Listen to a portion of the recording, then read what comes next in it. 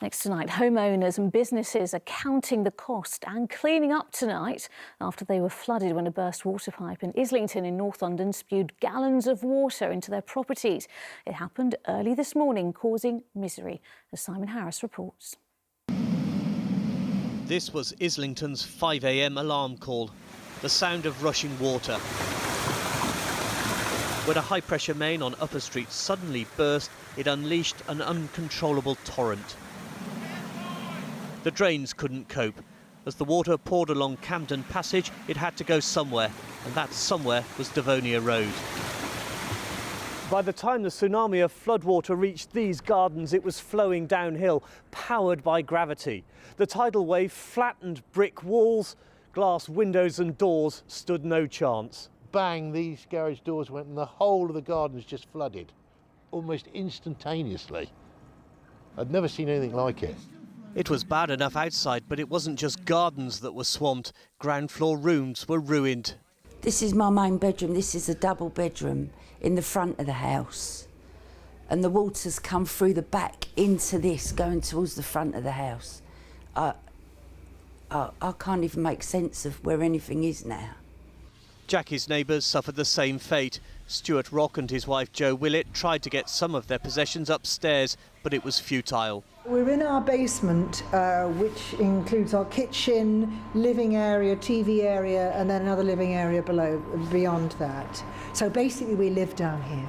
It's a war zone, and it's a rather fetid war zone as that. It's smelly, horrible, everything's been thrown up. We've got bits from other neighbours' gardens have floated in. There are an awful lot of people here whose homes have been ruined, whose Christmases have been ruined. Well, we are deeply sorry for the impact it's caused on customers, businesses and local residents. Clearly that's not what we want to do, particularly this time of year. Our focus today is to understand the impact, get people back rehoused wherever they can be so they have the best Christmas they can possibly have. Fire crews did their best to get rid of the water as quickly as they could. But the devastation is lasting and will take months and cost millions to put right. This is how high the floodwater came in this basement kitchen. With the floor now pumped out, it's possible at last to see just how much damage has been done. It's thought 50 properties were affected, shops as well as homes. This antiques market was forced to close, some of the stock damaged beyond repair. Thames Water hasn't said why the main burst, but warned it could take a couple of days to replace the broken section. Simon Harris, ITV News, Islington. Well, first tonight, the Transport Secretary is facing calls to resign from his own side tonight after a leaked letter suggested he was playing party politics with London's rail network. In 2013, Chris Grayling wrote to the then Mayor, Boris Johnson, saying that he opposed Transport for London taking over suburban rail routes. So far, no problem. But he then went on to write that he only did so because he would like to keep the network out of the clutches of a Labour mayor. Our political correspondent Simon Harris has a story. It was more than a blow.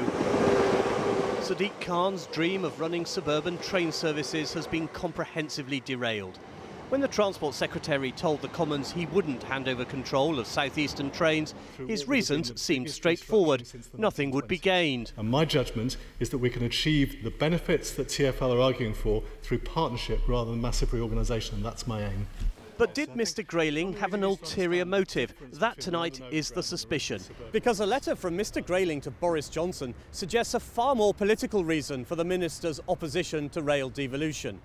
The note was written 3 years ago when the then Mayor tried to enlist the support of London MPs for his campaign to get control of suburban rail services.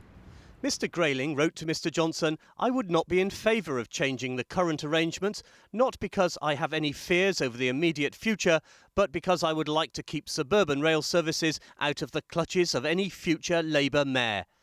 That, said one Tory MP, makes it a resigning matter. Well, the truth is that Chris Grayling unfortunately wasn't straight with the House of Commons.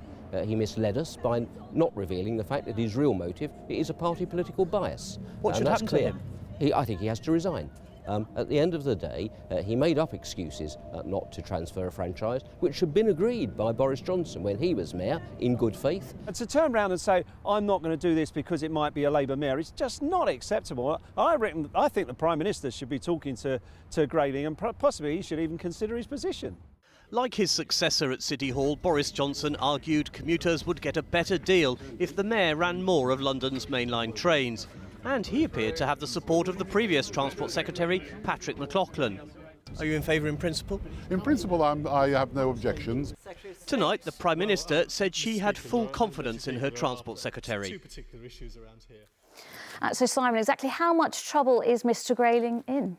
Well, it's pretty serious when you've got even Tory MPs demanding the resignation of a Tory minister. And not surprisingly, Labour have jumped on this and they're ramping up the pressure too.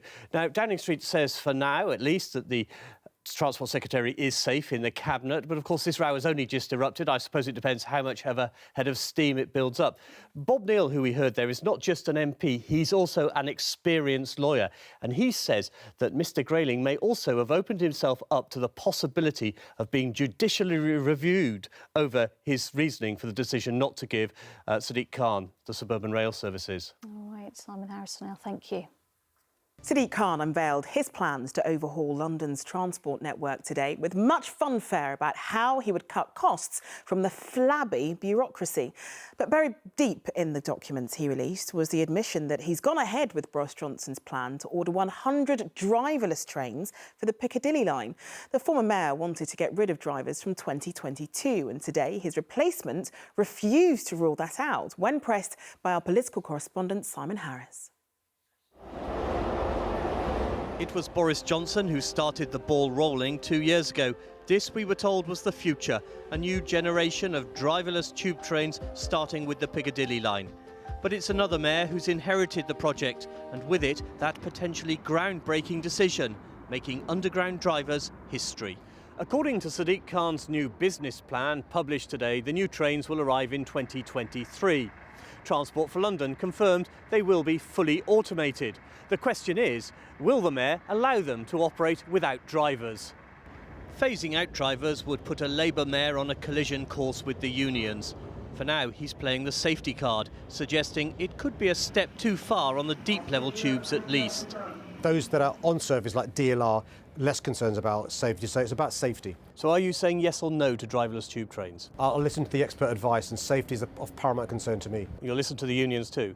I meet with the unions, and I don't apologise from speaking to those who represent the workers. For the unions, automated trains are simply a no-go.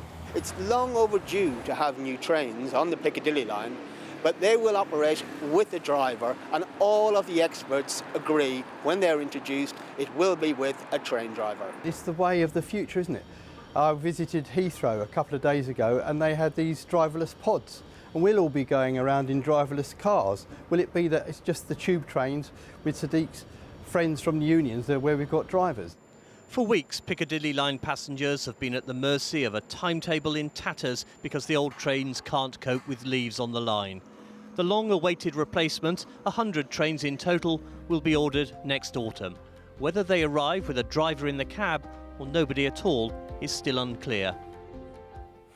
So, Simon, Sadiq Khan talks about cutting costs from flabby bureaucracy. So what else was in his business plan? Well, lots of questions from the mayor's opponents today about whether he's done his sums. Transport for London is under pressure to cut £800 million a year, find savings of £800 million a year, in part to pay for the partial fares freeze that the mayor promised in his election manifesto. Now, the Tories think he's borrowing too much money, but Sadiq Khan is adamant that efficiencies and savings can be found. Around 50 six-figure salary executives have already taken voluntary redundancy, and more than 600 temporary workers employed through agencies have gone. When I asked TfL if there would be more redundancies, I was told there would be more change. So that sounds like a yes. One piece of good news, the mayor thinks that the Piccadilly line will finally be back to what passes for a normal service next week. All right, Simon, thanks very much.